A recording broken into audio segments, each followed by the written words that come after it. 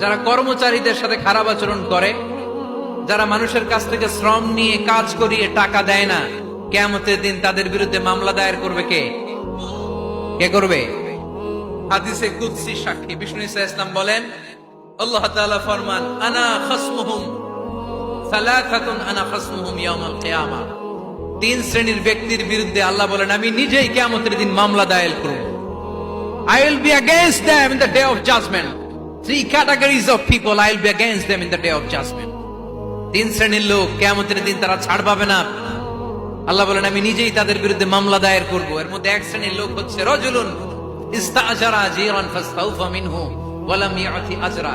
একজন শ্রমিক ভাড়া করে তার কাছ থেকে কাজ নিয়েছে, কিন্তু তার পারিশ্রমিক আদায় করে নাই। এরকম আছে না নাই? দাপট দেখায়। মেহনতি মানুষ, খেটে খাওয়া মানুষ, এদের দোয়া কবুল হয়ে যায়। আতুল আজিরা আজরাহু ক্বাবলা আন ইয়াজিফা আরাকুহু। খবরদার, বিশ্বনবী বললেন, শ্রমিকের ঘাম শুকিয়ে যাওয়ার আগে তাদের পারিশ্রমিক মিটিয়ে দাও। বিশ্বনবীর বিখ্যাত হাদিস, আতুল আজিরা আজরাহু ক্বাবলা আন ইয়াজিফা আরাকুহু। শ্রমিকের ঘাম মাটিতে লাগার আগে, শুকিয়ে যাওয়ার আগে তাদের পারিশ্রমিক মিটিয়ে দাও। কেননা তারা যদি বদদোয়া করে তোমার জীবনকে জাহান্নাম বানিয়ে দিবে কে?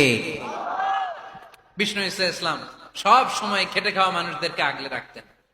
সব সময় শুধু যে ভাষণে মেহনতি মানুষদের সাথে ভালো আচরণ করতে বলতেন, শ্রমিকদের সাথে ভালো আচরণ করতে বলতেন, এমনটা নয়।